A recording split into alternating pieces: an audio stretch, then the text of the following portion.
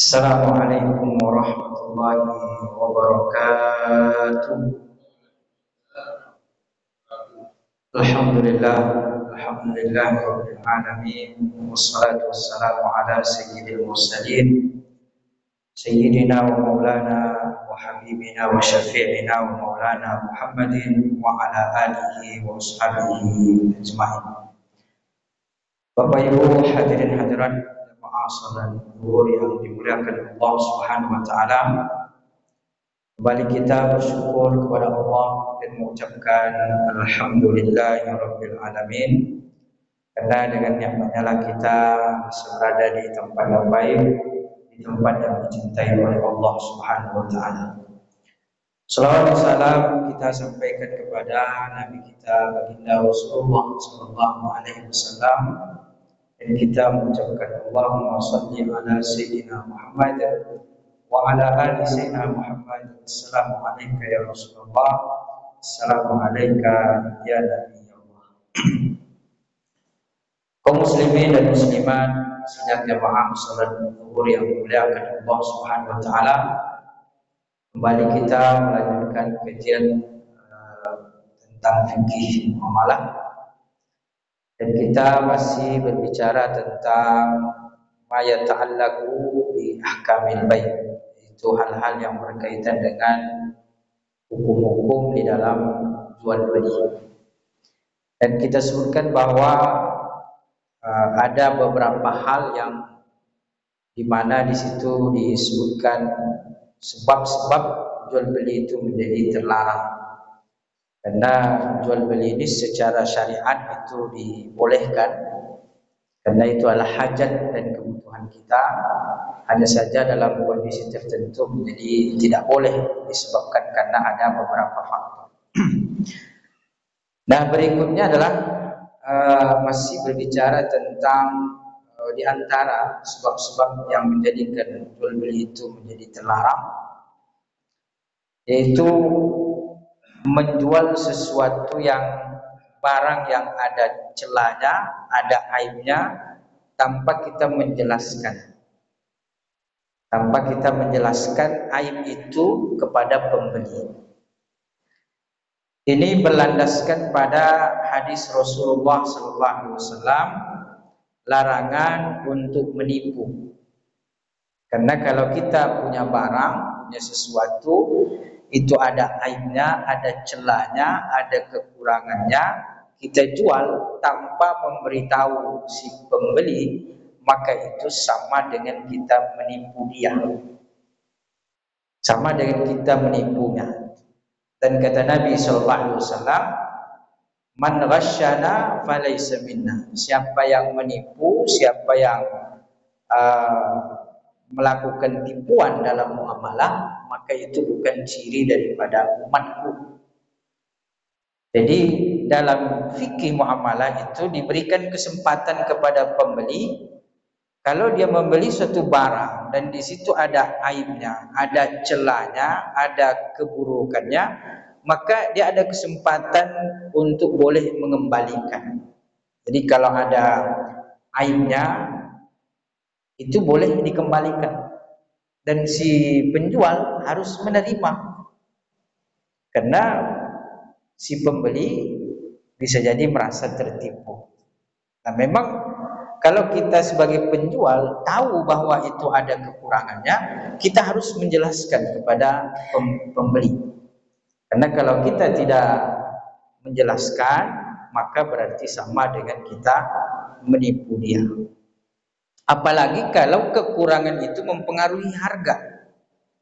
Misalnya harganya 100 juta mobil ini. Tapi karena dia ada rusaknya, maka ini rusaknya ini kalau diperbaiki mungkin habis 10 juta. Jadi paling bisa laku misalnya 85. Karena kita tidak memberitahu kepada pembeli, akhirnya lakulah 100. Padahal di situ ada kerusakan yang bisa jadi memakan biaya kurang lebih 10 juta. Jadi ketika pembeli membeli dan kita sebagai penjual tahu tanpa kita menjelaskan, maka itu sama dengan kita menipu si pembeli. Itu termasuk hal yang dilarang dalam urusan muamalah. Jadi si penjual itu berdusta dia, berbohong, menipu. Padahal kata Nabi sallallahu alaihi wasallam, al-muslimu akhul muslim. Jadi orang muslim itu seperti bersaudara. Tidak mungkin seorang muslim itu menipu saudaranya yang lain. Tidak mungkin kata Nabi. Jadi kalau dia sebagai muslim yang betul-betul menghayati keislamannya, menghayati dia sebagai umat Nabi Muhammad SAW, menghayati dia sebagai mukmin yang mengikuti tuntunan Rasulullah dalam bermuamalah, maka kata Nabi tidak mungkin dia menipu saudaranya. Tidak mungkin kata Nabi. Tapi kan itu terjadi dalam kehidupan kita. Nah, inilah kadang-kadang penghayatan di dalam mengikuti Rasulullah itu kurang. Apalagi kalau orang mau menjual sesuatu, kalau dijelaskan aibnya, tidak bisa laku dengan harga itu, berkurang ya jauh. Inilah fakta dalam kita bermuamalah. Tetapi ketika kita ingin jujur, maka itu harus jadi menjelaskan aib daripada celah daripada barang yang mau kita jual. Itu salah satu yang harus dilakukan. Karena kalau tidak, sama dengan menipu. Ada dalam hadis itu disebutkan bahwa ada orang yang menjual sapi itu, sebelum dia menjual sapi, puting susu daripada sapi itu diikat sehingga tidak keluar-keluar air susunya. Nah, ketika si pembeli datang untuk melihat, barulah dibuka tanpa pengetahuan si calon pembeli, sehingga air susunya itu mengalir banyak, sehingga pembeli mengira bahwa sapi ini air susunya banyak. Akhirnya dibelilah. Nah, ketika dibeli, ternyata diperas tidak seperti yang dilihat olehnya. Ternyata tidak sebanyak daripada apa yang disaksikan. Maka dalam hal ini kata Nabi SAW, siapa yang mendapati membeli sapi yang sudah diikat dan ketika dia ingin membeli melihat air susunya banyak, setelah dia bawa pulang ternyata air susunya sedikit, maka kata Nabi SAW, boleh dia mengembalikan tadi, karena dia tertipu. Boleh dia mengembalikan air sapi tadi, dan sebagai ganti daripada air susu yang sudah dia ambil, itu diganti dengan kurma. Karena kalau sudah dibawa ke rumah, sudah diperas, tentu air susunya sudah diambil pula sama dia kan. Sudah diminum, mungkin sudah dikonsumsi. Sehingga kata Nabi, sapinya itu boleh dikembalikan dan diganti dengan kurma, air susunya. Nah, begitulah Rasulullah SAW menjaga daripada jangan sampai pembeli itu tertipu. Jadi boleh dikembalikan dan si penjual harus menerima karena dia telah melakukan tipuan. Nah, jadi begitulah muamalah di dalam Islam. Jadi jangan sampai ada kita menipu daripada pembeli. Itulah diantara kejujuran yang harus dilakukan seorang muslim. Maka oleh karena itu Nabi Sallallahu Alaihi Wasallam tidak tanggung-tanggung memberikan jaminan kepada para pedagang, pada para penjual, para pebisnis, para pengusaha. Kata Nabi Sallallahu Alaihi Wasallam, at-tajiru as-saduqu al-amin, orang yang berjualan, orang yang berbisnis tapi mereka jujur, mereka amanah, kata Nabi Sallallahu Alaihi Wasallam, jaminannya adalah ma'i fil jannah, dia akan bersama denganku di surga kelak, kata Nabi SAW. Jadi luar biasa motivasi Nabi SAW untuk kita berlaku amanah, berlaku jujur dalam muamalah. Walaupun itu mungkin kadang-kadang susah, agak-agak susah dalam jualan ini jujur sepenuhnya. Tapi itu tantangan bagi kita sebagai muslim untuk betul-betul amanah di dalam bermuamalah. Kemudian juga yang terlarang dan haram kata para ulama itu adalah al-bai' inda adzanil Jum'ah. Jadi melakukan jual beli ketika sudah azan Jumat berkumandang. Sebagaimana firman Allah Subhanahu wa taala di dalam Al-Qur'an, A'udzubillahi minasyaitonir rajim. Idza nudiya lis-salati min yaumil jum'ati fas'au ila dzikrillahi wa dzarul bai'. Dzalikum khairul lakum in kuntum ta'lamun. Ya ayyuhalladzina amanu, wahai orang-orang beriman, idza nudiya lis-salati min yaumil jum'ah, kalau azan Jumat sudah berkumandang, maka fas'au ila dzikrillah, bersegeralah untuk melakukan sholat Jumat atau ingat Allah. Kata para ulama di sini, ada yang mengatakan azan pertama. Azan, kalau masjid itu 2 azan, ada yang mengatakan azan pertama. Ada juga sebagian ulama mengatakan azan yang kedua. Nah, jadi ada khilaf, tapi sebaiknya hari Jumat kita bersegera. Bahkan kalau bisa sebelum azan itu, sebelum azan pertama itu sudah berada di masjid. Terutama kata Nabi SAW, siapa yang bersegera menuju masjid di hari Jumat itu kan diurut oleh Nabi. Yang pertama dapat unta, nanti dapat sapi, dapat kambing, dapat ayam. Jadi semakin belakangan semakin kecil pahalanya. Jadi semakin cepat maka semakin besar daripada pahala yang didapat. Itu hari Jumat. Jadi bersegera kata Allah Subhanahu wa taala. Nah, kemudian ulama berbeda pendapat. Kalau kita melakukan jual beli di saat azan sudah berkumandang ini, apakah jual belinya sah?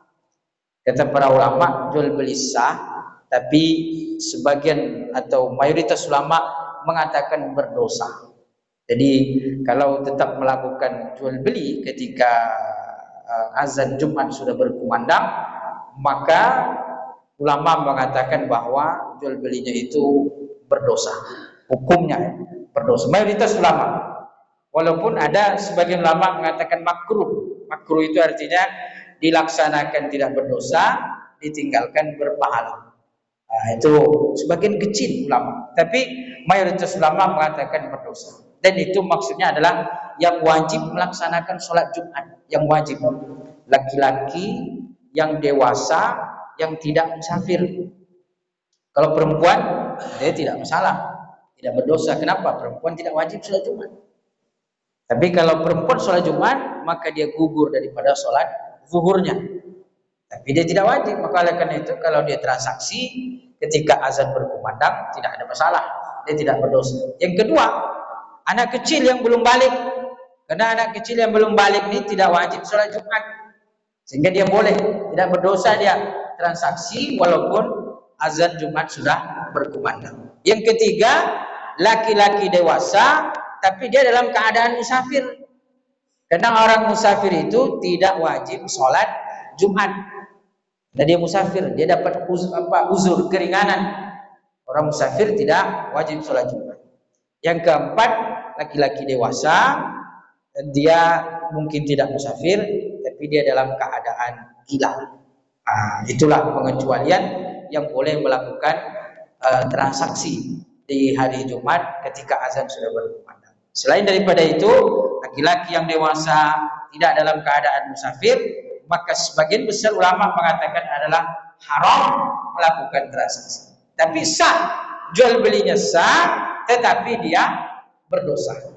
Jadi memang di dalam fikih itu ada aktivitas yang mana sah secara hukum tetapi berdosa melakukan. Jadi secara hukum sah jual belinya, tetapi dia berdosa kepada Allah Subhanahu wa taala. Nah, jadi walaupun pada dasarnya jual beli ini dibolehkan, disyariatkan di dalam Islam karena itu hajat dan kebutuhan, tapi dalam kondisi tertentu kadang-kadang kita melakukan jual beli itu menjadi berdosa. Kenapa? Karena faktor-faktor tadi. Sebagaimana yang kita sudah sebutkan, kalau dia mengandung jual beli sesuatu yang haram, jual beli yang mengandung kedustaan, jual beli yang mengandung riba, jual beli di waktu yang terlarang di hari Jumat. Nanti ada lagi para ulama juga berbeda pendapat tentang jual beli di dalam masjid, terutama tempat untuk sholatnya ini. Nah, itu sebagian besar juga ulama mengatakan bahwa jual beli di masjid ini hukumnya adalah haram. Walaupun sah, jual belinya sah tapi haram, berdosa. Sebagaimana hadis Nabi SAW mengatakan bahwa kalau engkau mendengarkan orang yang menjajakan atau memasarkan barang dagangannya di masjid, maka katakannya fala arbahallahu lak, Allah tidak akan pernah memberikan keuntungan kepadamu. Jadi oleh karena itu sebagian besar ulama mengatakan bahwa haram hukumnya melakukan jual beli di dalam masjid. Tentu di dalam masjid maksudnya adalah tempat sholat, karena kalau di luar itu hukumnya berbeda. Itu bukan dalam masjid, tapi tempat yang sujudnya ini tempat kita sholat. Mayoritas ulama mengatakan hukumnya adalah haram. Namun pendapat yang disebutkan dalam mazhab Syafi'i tidak sampai haram, tapi hukumnya adalah makruh. Jadi kalau mazhab Syafi'i, jualan di dalam masjid ini, transaksi dalam masjid itu hukumnya adalah makruh, artinya kalau ditinggalkan maka kita berpahala. Tetapi sebaiknya hal-hal yang diperselisihkan oleh para ulama kalau kita bisa meninggalkan itu lebih baik. Artinya kita ambil pendapat yang hati-hati agar kita selamat dan juga kita mendapatkan pahala di sisi Allah Subhanahu wa taala. Bapak Ibu yang dimuliakan Allah Subhanahu wa taala, barangkali itu yang dapat kami sampaikan pada kesempatan kali ini. Mudah-mudahan memberikan manfaat. Terima kasih dan mohon maaf. Subhanakallahumma wa bihamdika asyhadu an la ilaha illa anta astaghfiruka wa atubu ilaik. Wassalamualaikum warahmatullahi wabarakatuh.